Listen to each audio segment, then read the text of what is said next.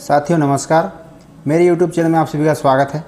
आइए साथियों, आज एक नए वीडियो की शुरुआत करते हैं। साथियों, वीडियो को शुरुआत करने से पहले अगर पहली बार मेरे चैनल में आए हैं तो मेरे चैनल को सब्सक्राइब जरूर कर देंगे और बेल बटन को जरूर प्रेस कर देंगे ताकि हर वीडियो की नोटिफिकेशन आपके मोबाइल तक आए और आप मेरी वीडियो को देख पाओ। तो साथियों, छत्तीसगढ़ में नए शिक्षा सत्र प्रारंभ होने से पहले शिक्षा मंत्री जी ने शिक्षा विभाग के अधिकारियों की समीक्षा बैठक ली, जिसमें शिक्षा से जुड़े कई महत्वपूर्ण निर्णय लिए गए तथा विभिन्न कार्य योजनाओं पर चर्चा की गई। बैठक में शिक्षकों की भर्ती, वेतन विसंगति, पदोन्नति, नई शालाओं के निर्माण समेत विभिन्न बिंदुओं पर चर्चा कर जानकारी ली। मंत्री ने कहा कि छत्तीसगढ़ में शिक्षा के स्तर को विश्व स्तर बनाने के लिए हम लगातार कार्य कर रहे हैं। राज्य में शिक्षकों के 33,000 रिक्त पदों पर मुख्यमंत्री और वित्त मंत्री से स्वीकृति के बाद भर्ती प्रक्रिया शुरू की जाएगी। इसके साथ ही राज्य में वेतन विसंगति और संयुक्त संचालक, उप संचालक, प्राचार्य, व्याख्याता, उच्च वर्ग शिक्षक, प्रधान पाठक, माध्यमिक शाला की पदोन्नति के लिए अधिकारियों को निर्देश दिया गया। मंत्री ने इन सारी विसंगतियों को जल्द से जल्द दूर करने के लिए अधिकारियों को निर्देश किया। मंत्री जी ने सभी शासकीय और गैर शासकीय स्कूलों के निःशुल्क पाठ्य पुस्तक उपलब्ध कराने के लिए पाठ्य पुस्तक निगम को निर्देश देते हुए कहा कि पुस्तकों को जिला स्तर पर उपलब्ध कराया जाए, वहां से सभी स्कूलों में शिक्षा सत्र प्रारंभ होने से पहले भेज दिया जाए। उन्होंने प्रदेश के जर्जर होते स्कूलों की बिल्डिंग और नए भवन के निर्माणों के लिए DMF और CSR मद से कार्य कराने के निर्देश दिए।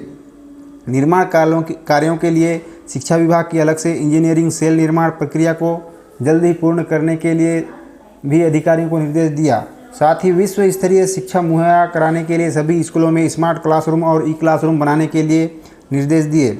साथ ही राज्य के ज़्यादा से ज़्यादा स्कूलों को PM श्री योजना के तहत अपग्रेडेशन करने के निर्देश दिए हैं। शिक्षा मंत्री जी ने राज्य के समस्त शासकीय उच्चतर माध्यमिक विद्यालयों में मैथ्स, साइंस, आर्ट्स और कॉमर्स संकाय शुरू करने के निर्देश दिए। साथ ही उन्होंने अनुदान प्राप्त अशासकीय शालाओं की समय समय पर जांच एवं निरीक्षण करने को भी कहा एवं अशासकीय शालाओं में RTI के शुल्क की प्रतिपूर्ति की जानकारी ली। उन्होंने अशासकीय शालाओं में शुल्क वृद्धि, गणवेश, पुस्तक खरीदी एवं RTI के तहत प्रवेश में गड़बड़ी न हो इसके लिए जिला स्तर पर कमेटी गठित करने को कहा, जिसमें स्थानीय लोगों की भागीदारी सुनिश्चित हो और नियम विरुद्ध कार्य करने वाले शालाओं के विरुद्ध कार्रवाई के निर्देश भी दिए। उन्होंने बेहतर निजी विद्यालयों को अनुदान देकर विद्यार्थियों को इसमें शिक्षा दिलाने पर जोर दिया।